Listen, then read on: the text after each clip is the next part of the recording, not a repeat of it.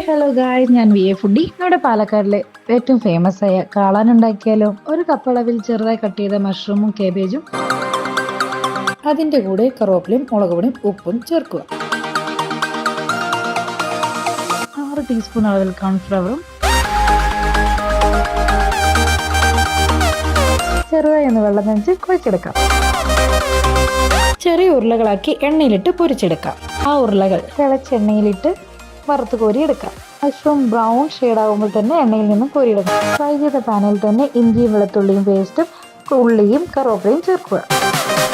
ഉള്ളി നല്ലപോലെ മൂത്ത് വരുമ്പോൾ അതിൻ്റെ കൂടെ 1 ടീസ്പൂൺ മുളക് പൊടിയും മല്ലിപ്പൊടിയും ഗരം മസാലയും കുരുമുളക് പൊടിയും ചേർക്കുക.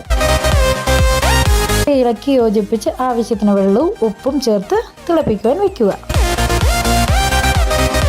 സോസും ടൊമാറ്റോ സോസും ചേർത്തിളക്കി നന്നായി തിളപ്പിക്കുക. വരുന്ന വെള്ളത്തിലോട്ട് മഷ്റൂമും ചേർത്ത് നന്നായി ഇളക്കി യോജിപ്പിക്കുക. ഗൈസ്, എല്ലാവരും ഒന്ന് ട്രൈ ചെയ്യണേ. ഇനി നല്ലപോലെ തിളച്ച് വന്നാൽ നമ്മുടെ കാളാൻ റെഡി.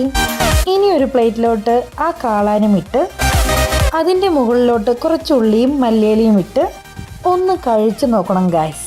എന്തായാലും സംഭവം തകർത്തു ഗൈസ്. അപ്പോൾ നല്ലൊരു വീഡിയോയുമായി കാണാം. ബൈ.